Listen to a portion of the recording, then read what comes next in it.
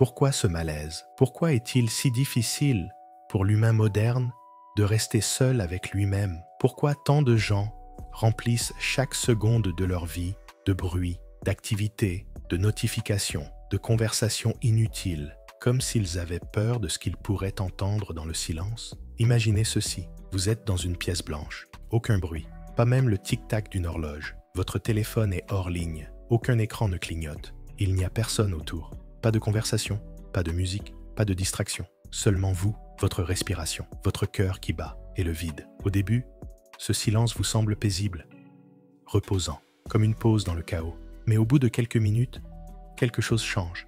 Une tension se glisse sous votre peau. Vos pensées, auparavant étouffées par le bruit du monde, commencent à se faire entendre. Des souvenirs refont surface, des peurs mal digérées, des blessures jamais refermées. Ce qui devait être un moment de calme devient un miroir. Et ce miroir ne reflète pas une image contrôlée, filtrée, présentable. Il renvoie la vérité nue, celle que vous passez votre vie à fuir. Et si le silence n'était pas un vide, mais un révélateur? Et si le silence, loin d'être une absence, était en réalité une présence plus grande que tout le reste, la présence de la vérité brute? Et si toutes les distractions, les opinions, les bruits du monde n'étaient que des écrans de fumée destinés à vous empêcher d'entendre ce que vous savez déjà au fond de vous, mais que vous ne supportez pas de regarder en face? Regardez autour de vous, dans le métro, dans la rue, dans votre salon. Le monde moderne est une cacophonie. Chaque instant est colonisé par des sons, des images, des messages. L'information coule en flux tendu, ininterrompu. Pourtant, au cœur de ce déluge, la voix la plus importante reste muette, la vôtre. Celle que vous n'écoutez que lorsque tout s'arrête. Celle qui ne parle que dans le silence. Mais attention, le silence n'est pas simplement l'absence de bruit. Il est une dimension, un territoire invisible que peu osent visiter. Car dans ce territoire, il n'y a nulle part où fuir. Vous y êtes confronté à l'essentiel, à ce que vous êtes vraiment, pas ce que vous montrez aux autres, pas ce que vous croyez être, mais ce qui vit derrière le masque. Et si c'était là que se cachait la vérité? Pas dans les débats, les doctrines, les réseaux, les livres ou les discours, mais dans ce que vous découvrez quand tout s'arrête, quand le bruit cesse, quand le monde extérieur s'efface et que l'intérieur prend toute la place. Pourquoi cela fait-il peur? Pourquoi, dans un monde qui prétend valoriser l'authenticité, l'introspection, la conscience de soi, avons-nous tant de mal à simplement nous taire et écouter? Peut-être parce que la vérité n'est pas confortable. Peut-être parce que, comme le disait Nietzsche, si tu regardes longtemps dans l'abîme regarde aussi en toi. Le silence, c'est l'abîme. Il vous regarde, il ne ment pas. Il vous montre ce que vous êtes devenu, ce que vous avez perdu, ce que vous refusez d'affronter. Il vous montre les compromis que vous avez faits, les rêves que vous avez enterrés, les blessures que vous avez ignorées. Et il ne vous juge pas. Il vous tend simplement un miroir. Mais alors, et si cette peur du silence était la clé? Et si fuir le silence, c'était fuir sa propre vie? Et si le seul chemin vers la liberté, vers la paix intérieure, vers la connaissance réelle de soi, passait par cette traversée terrifiante du vide? Pensez-y. Qui seriez-vous si vous n'aviez plus peur du silence? Que découvririez-vous si vous osiez vraiment l'habiter? Et si la vérité que vous cherchez partout ailleurs n'avait jamais été ailleurs? Et si elle était ici, juste là, dans le silence, à attendre que vous l'écoutiez enfin? Préparez-vous à descendre plus profondément. Car le vrai problème n'est pas le bruit extérieur. Le vrai problème est ce que ce bruit cache, ce que vous refusez de voir, ce que la société vous a conditionné à ne jamais interroger. Dans la section suivante, nous allons ouvrir cette boîte noire, déconstruire les mécanismes qui vous ont éloigné du silence, explorer les racines psychologiques et philosophiques de cette fuite moderne, et surtout, comprendre pourquoi le silence vous terrifie, non pas parce qu'il est vide, mais parce qu'il est plein, plein de vous. Le silence vous dérange. ce n'est pas une simple gêne passagère. C'est une angoisse sourde, primitive, un malaise viscéral que vous ne pouvez pas toujours expliquer, mais que vous ressentez profondément. Et ce malaise n'est pas une coïncidence. Il est le fruit d'un long conditionnement, d'une fracture ancienne entre l'homme et lui-même. Depuis l'enfance, on vous apprend à remplir les vides, les silences, les temps morts. À l'école, le silence est suspect. Il est assimilé à l'ennui, au manque de participation, à l'inefficacité. À la maison, il est souvent le symptôme d'un malaise familial. Dans la société, il devient même un défaut relationnel. Il est trop silencieux. Elle ne parle pas beaucoup, comme si parler équivalait à exister. Mais pourquoi ce rejet du silence? Pourquoi ce besoin compulsif de fuir l'absence de bruit? Carl Jung, l'un des pères de la psychologie analytique, affirmait que « qui regarde à l'extérieur rêve, mais qui regarde à l'intérieur s'éveille ». Or, regarder à l'intérieur, c'est précisément ce que le silence exige. Il nous force à affronter notre propre inconscient, cette zone obscure remplie de conflits non résolus, d'émotions refoulées, de vérités que notre ego préfère ignorer. Mais le problème, c'est que notre culture moderne valorise l'extériorité, le paraître, l'image, l'action visible. Elle vous pousse à chercher des réponses à l'extérieur de vous-même, dans les diplômes, dans la consommation, dans les relations, dans les réseaux sociaux. C'est la grande illusion de notre époque. Croire que la vérité est ailleurs, qu'il faut courir, produire, interagir pour exister. Nietzsche, encore lui, dénonçait déjà cette fuite en avant. Le bruit est l'un des grands moyens d'éviter la pensée. Et en effet, plus vous êtes occupé, plus vous êtes distrait, moins vous pensez, moins vous écoutez ce que vous ressentez vraiment, moins vous avez de chances de vous poser cette question fondamentale. Qui suis-je réellement, en dehors du rôle que je joue? Mais cette fuite n'est pas sans conséquences. Le philosophe autrichien Viktor Frankl, survivant des camps de concentration, écrivait que « l'homme ne souffre pas tant de ce qu'il traverse que de l'absence de sens qu'il attribue à ce qu'il traverse. » Or, dans le silence, le sens réapparaît. Ou plutôt, il exige d'être créé. Le silence confronte l'homme à sa responsabilité de donner un sens à sa vie. Et cette responsabilité, pour beaucoup, est insoutenable. Car se taire, c'est entrer en dialogue avec soi-même. Et ce dialogue peut révéler des vérités douloureuses. Que vos choix ne sont pas libres, mais dictés par la peur. Que vos ambitions ne vous appartiennent pas, mais sont héritées de pressions sociales ou familiales. Que vous avez trahi certaines valeurs ou laissé mourir certains rêves. C'est pourquoi, comme l'expliquait Jean-Paul Sartre, l'enfer, c'est les autres, mais parfois, l'enfer, c'est aussi soi-même. Et dans le silence, il n'y a plus d'échappatoire. Schopenhauer, quant à lui, parlait du voile de Maya, cette illusion permanente que le monde impose à notre esprit pour l'empêcher de voir la vérité de l'existence, sa douleur, son absurdité, son impermanence. Le bruit du monde est devenu ce voile moderne. Il nous protège d'une lucidité qui pourrait être trop brutale ou, au contraire, profondément libératrice. Mais il y a plus.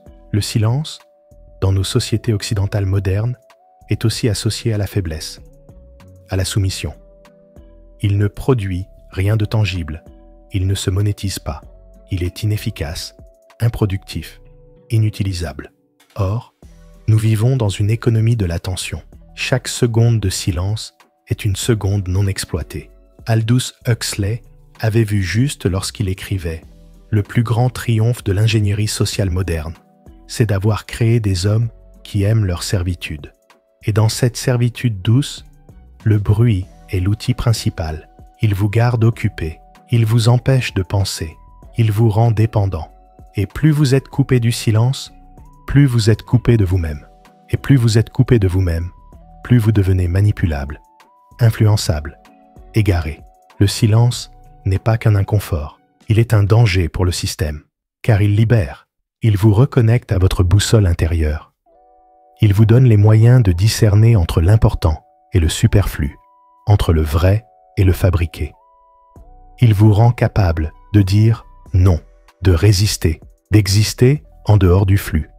Mais attention, pour entendre ce que le silence veut vous dire, il faut être prêt à souffrir un peu, à désapprendre, à détruire certaines illusions confortables, à faire face à soi sans phare.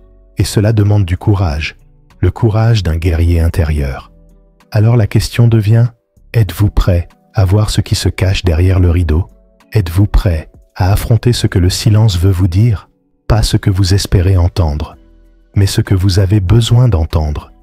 Même si cela vous dérange, vous bouleverse, vous transforme, car ce que vous êtes sur le point de découvrir n'est pas seulement une idée, c'est un choc, une révélation. Regardez autour de vous. La société moderne ne cesse de parler.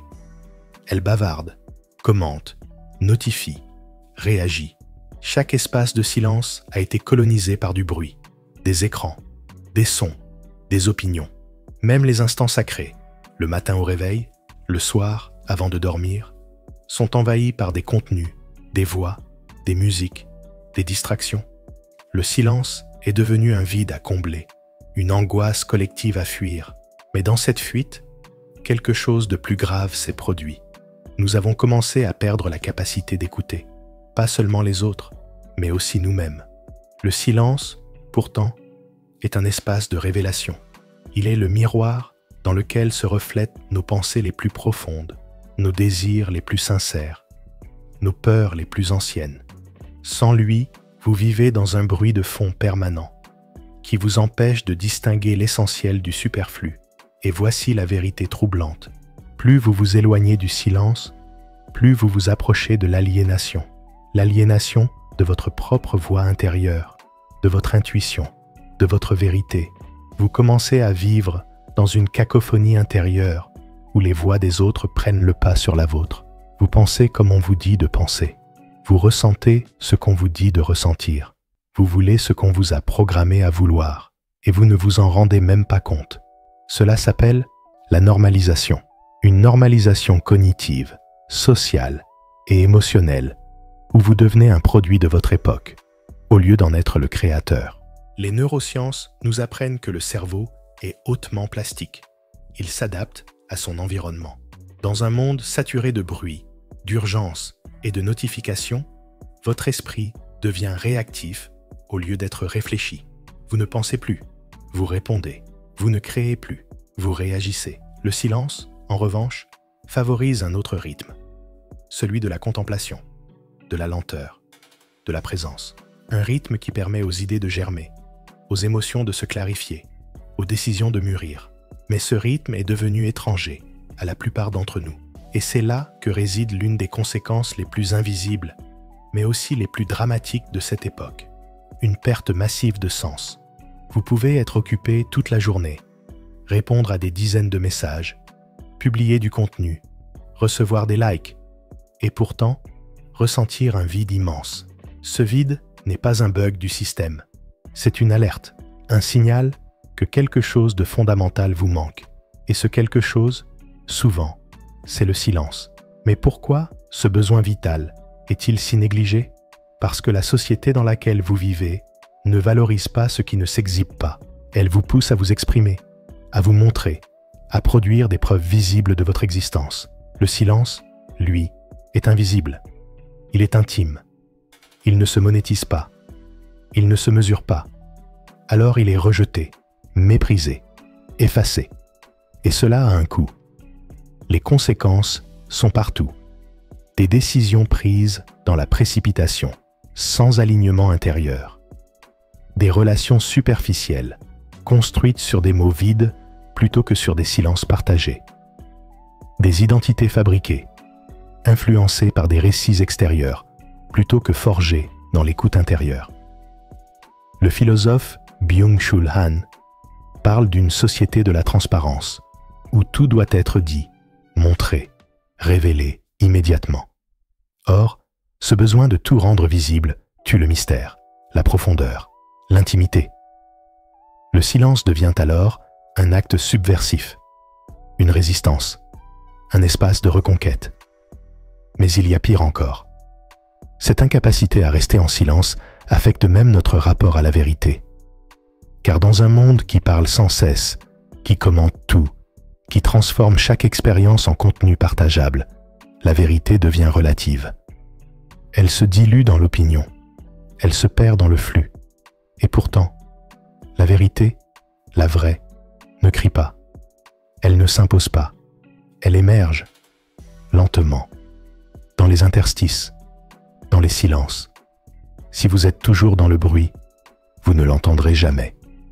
Et cela vous condamne à vivre à la surface de vous-même, à éviter les grandes questions, à refuser les remises en question, à reproduire les mêmes erreurs, les mêmes schémas, car la croissance intérieure naît toujours d'un moment de rupture.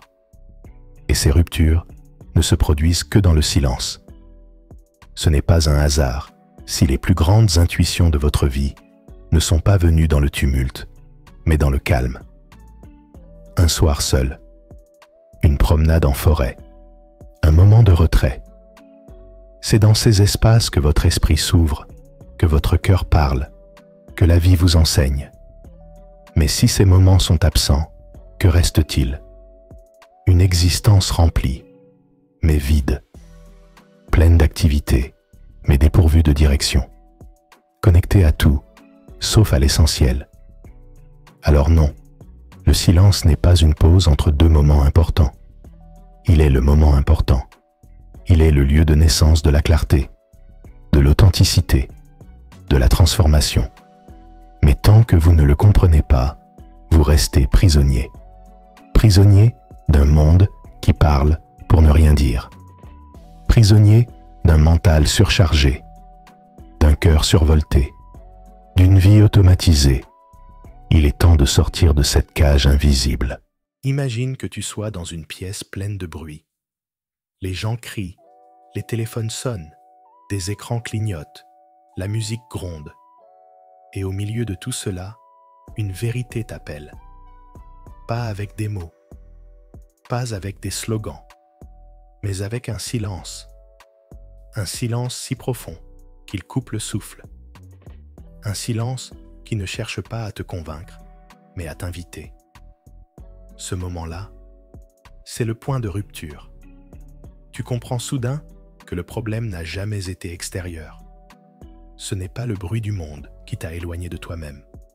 C'est ton consentement à ce bruit, ta complicité avec cette agitation, ton refus, peut-être inconscient, de faire face à ce que tu pourrais découvrir dans le silence. Et c'est là que commence la rébellion. La rébellion n'est pas une fuite. Ce n'est pas un rejet pur et simple du monde. C'est une décision souveraine. C'est le choix d'entrer en relation avec toi-même sans médiation. De reprendre ta place dans le royaume intérieur que tu avais abandonné. Mais attention, cette rébellion est douce. Elle ne fait pas de bruit. Elle ne se proclame pas. Elle se vit. Le premier acte de cette révolution, c'est de désobéir. Pas aux lois humaines, mais aux automatismes de ton esprit. À ces gestes mécaniques qui t'emmènent vers ton téléphone dès le moindre vide. À ces impulsions qui te poussent à combler le silence dès qu'il apparaît. À cette croyance sourde que si tu n'es pas actif, visible, productif, tu n'existes pas. Tu désobéis en choisissant l'immobilité, le retrait, le vide. Tu désobéis en t'asseyant face à toi-même, sans rien faire, sans chercher, sans vouloir. Et là, tu entres dans un autre monde. Un monde où chaque seconde devient une exploration. Où tu réapprends à écouter le rythme de ta respiration, le tremblement de ton cœur, le flux de tes pensées. Au début, cela te semblera inconfortable. Le silence, comme toute vérité, commence par déranger. Il te montrera tout ce que tu as fui. Il fera remonter tes peurs, tes manques, tes tristesses enfouies. Mais si tu tiens bon, tu découvriras l'inattendu. Tu découvriras que ce que tu prenais pour du vide était en fait un espace plein. Plein de réponses, de directions, d'inspiration. Le silence, bien loin d'être une absence, est une présence. Une présence pure, nu, indiscutable. C'est dans ce silence que tu retrouves ton pouvoir. Pas un pouvoir de domination, un pouvoir d'ancrage, le pouvoir de dire non, le pouvoir de ne pas répondre immédiatement, le pouvoir de choisir ce qui entre dans ton esprit, ce qui nourrit ton âme, ce qui mérite ton attention. C'est exactement ce que les stoïciens enseignaient. Le pouvoir ne réside pas dans ce qui t'arrive, mais dans ta réponse. Et pour pouvoir répondre avec sagesse, il faut d'abord faire silence. Le philosophe Viktor Frankl l'a dit avec une clarté bouleversante. Entre le stimulus et la réponse, il existe un espace.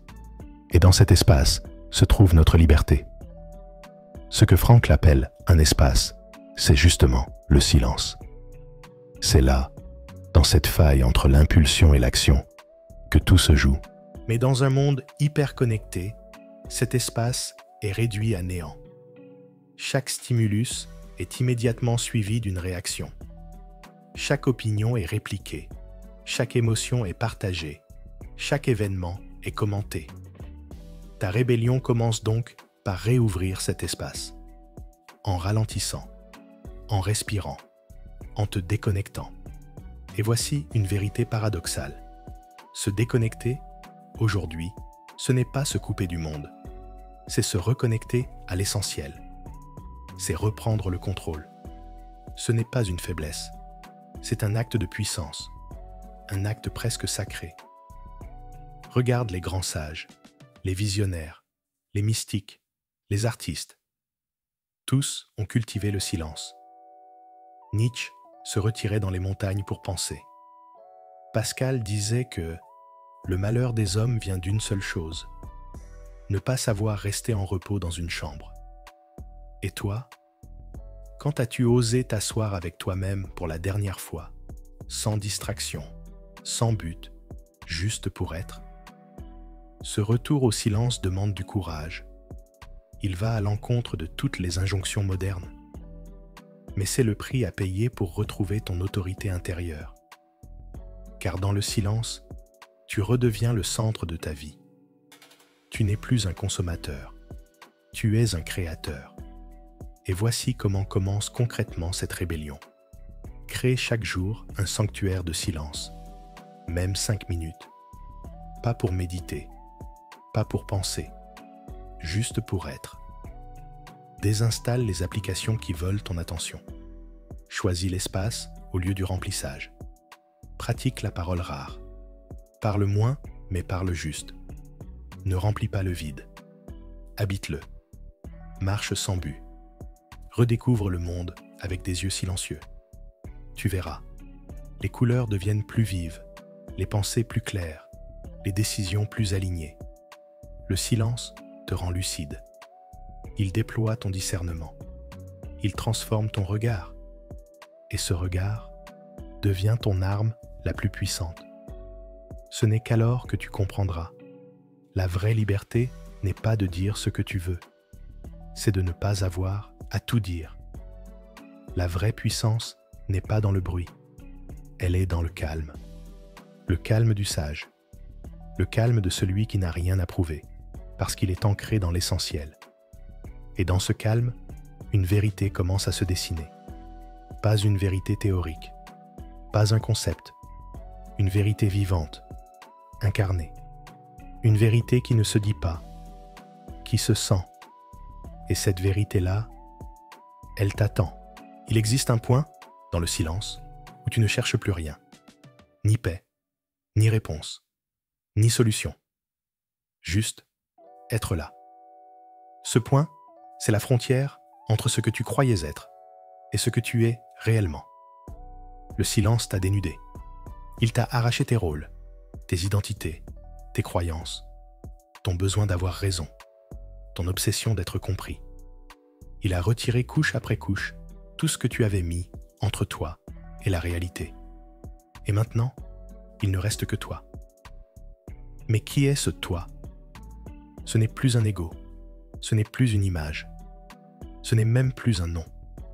C'est une présence, une conscience silencieuse, une lucidité sans forme. Tu ne peux pas la définir. Tu ne peux pas la posséder. Tu peux juste l'habiter. C'est là que se trouve la vérité ultime. Tu n'es pas ce que tu crois. Tu n'es pas ton histoire. Tu n'es pas ton passé. Tu n'es pas ton mental. Tu es cette présence silencieuse qui observe tout cela sans jugement. Et cette présence, personne ne peut te l'enlever. Les stoïciens l'avaient pressenti. Quand Épictète disait « Tu ne contrôles pas ce qui t'arrive, mais tu contrôles ta réponse », il ne parlait pas d'un simple choix mental. Il parlait d'un retour à cette source intérieure, calme, imperturbable, au-delà du bruit du monde. Ce que le stoïcisme appelle le contrôle intérieur, ce que le bouddhisme appelle la nature de l'esprit, ce que les mystiques appellent le soi, ce que certains appellent même Dieu. Tous pointent vers la même réalité. Le silence n'est pas une absence, c'est la présence pure. Et c'est cette présence qui guérit. Elle guérit non pas en ajoutant, mais en retirant. Elle retire la peur. Elle retire la colère. Elle retire l'illusion. Elle ne cherche pas à t'améliorer. Elle te révèle tel que tu es, complet, entier, déjà suffisant. Quand tu touches cela, tu n'as plus besoin de validation. Tu n'as plus besoin de comparaison. Tu n'as plus besoin de prouver quoi que ce soit à qui que ce soit. Parce que tu as vu ce que peut voir. La vérité est silencieuse. Et cette vérité ne se crie pas. Elle se vit. Elle te transforme sans effort. Elle te rend simple, humble, ancré, libre. Tu continues à vivre dans le monde, mais avec un regard nouveau. Tu n'es plus réactif, tu es réceptif. Tu n'es plus dans la lutte, tu es dans l'action juste. Tu ne cours plus après la réussite, tu incarnes la paix. C'est ici que tu découvres le secret. Le silence, ce n'était jamais le but, c'était le chemin. Et ce qu'il révèle, c'est l'évidence que tout est déjà là. Plus besoin de courir, plus besoin de conquérir. Tu peux aimer sans peur, tu peux échouer sans honte, tu peux parler sans bruit, parce que tu parles à partir du silence. Et ce silence n'est plus un moment, c'est ton état naturel. La vraie victoire, c'est ça. Ce n'est pas de dominer le monde, c'est de ne plus être dominé par lui. Alors, tu peux revenir au monde, revenir dans la ville, dans le bruit, dans les défis du quotidien. Mais tu y reviens, différent. Tu ne viens plus prendre, tu viens offrir. Tu ne viens plus pour être vu, tu viens pour voir. Tu n'es plus un mendiant d'amour, de reconnaissance, de pouvoir. Tu es une source, et cette source est silencieuse. C'est dans ce silence que tu seras le plus puissant. Parce que tu n'agiras plus depuis la peur. Tu ne parleras plus pour te défendre. Tu ne te tairas plus par faiblesse, mais par force, par clarté, par choix. Et dans un monde qui s'agite, un être silencieux devient magnétique. Les gens sentiront que tu n'es pas comme les autres, que tu n'es pas dans la même course, que tu n'as rien à vendre, rien à prouver. Et ils viendront vers toi. Pas parce que tu fais du bruit, mais parce que ton silence leur rappelle ce qu'ils ont oublié, qu'ils sont, eux aussi, cette même présence. Tu seras un rappel vivant. Et c'est ainsi que tu transformes le monde, non pas par des discours, mais par ton être. Ton calme deviendra contagieux. Ton regard deviendra une invitation. Ton simple silence deviendra une révolution. Ne crois pas que ce chemin soit réservé à une élite. Il est ouvert à tous. Il commence à l'instant où tu fermes les yeux, où tu te retires du bruit et où tu fais face à toi-même avec honnêteté. Le silence est là, toujours. Il n'attend que toi. Il t'a toujours attendu. Alors entre et souviens-toi, le vrai pouvoir ne fait pas de bruit.